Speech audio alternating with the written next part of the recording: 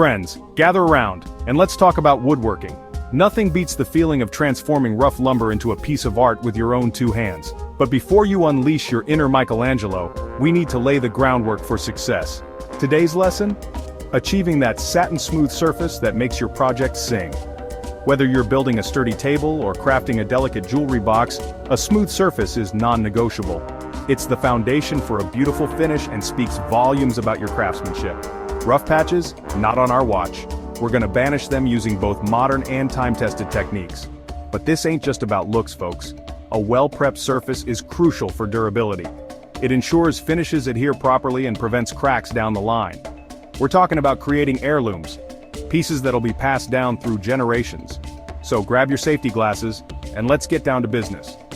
Today we'll explore two approaches to achieving woodworking nirvana: the electric planer, a marvel of modern efficiency, and the trusty hand tools that have stood the test of time. Now before we unleash our inner craftsman, we need the right tools for the job.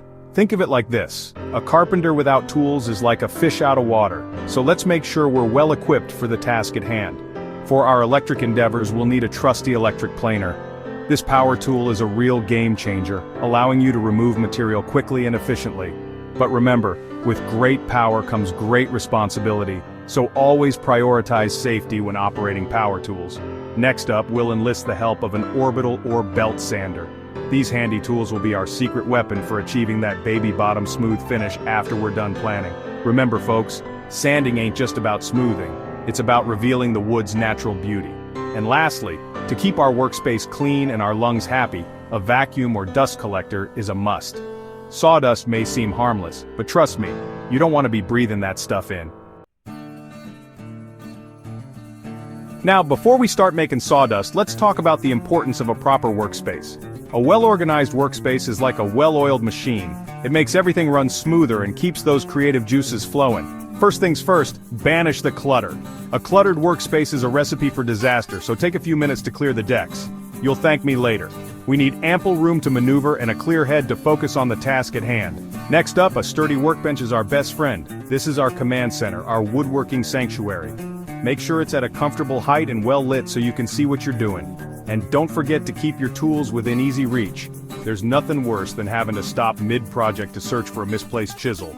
Now, before we even think about plugging in that electric planer or picking up a hand plane, let's talk safety. Always wear safety glasses to protect those peepers from flying debris. And if you're using power tools, ear protection is a must. Remember folks, safety first. We want to create beautiful things without losing an eye or an ear in the process. So let's make sure our workspace is a haven for both creativity and safety. Section 4, Electric Planing, Effortless Efficiency. Alright folks, it's time to fire up those electric planers. Now, I know some of you purists out there might scoff at the use of power tools, but there's no denying the efficiency and speed they bring to the table. Before we get started, let's take a moment to inspect our wood. Look for any nails, screws, or other metal bits that might be lurking beneath the surface. Hitting one of those with your planer is a surefire way to ruin your day, and your blade. Once our wood gets a clean bill of health, it's time to adjust the planer settings. Start with a shallow cut and gradually increase the depth as needed. Remember, we're going for smooth and even, not choppy and uneven. Now here comes the fun part. Hold the planer firmly with both hands and start at one end of the board.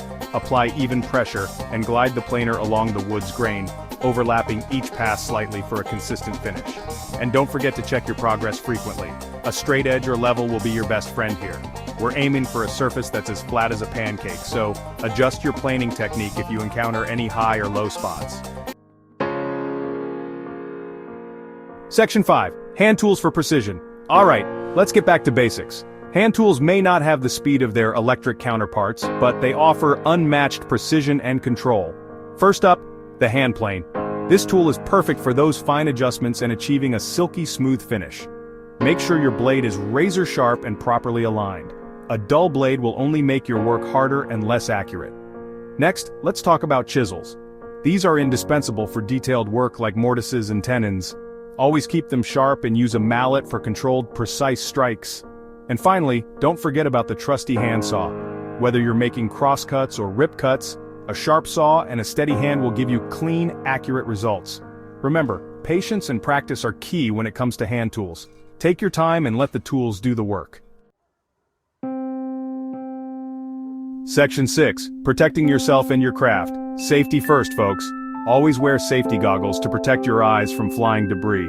Hearing protection is also a must when using loud power tools. And don't forget about dust masks to keep those fine particles out of your lungs. Now let's talk about protecting your work. Using clamps can help secure your wood and prevent it from shifting while you work. This not only ensures your safety but also results in more accurate cuts and finishes. Additionally, consider using a sacrificial board when drilling or cutting through your workpiece to avoid tear out and splintering. Finally, keep your workspace clean and organized. A tidy workshop is a safe workshop, and it also helps you work more efficiently. So, take a few minutes to clean up after each project. Section 7. Elevate your woodworking skills. Now that we've covered the basics, it's time to take your skills to the next level. Experiment with different wood species to understand their unique characteristics and how they respond to various tools and techniques.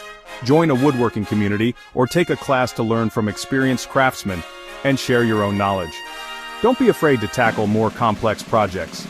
Each new challenge is an opportunity to grow and improve. And remember, practice makes perfect. The more time you spend in the workshop, the more confident and skilled you'll become. So, keep pushing your boundaries and enjoy the journey of mastering the art of woodworking.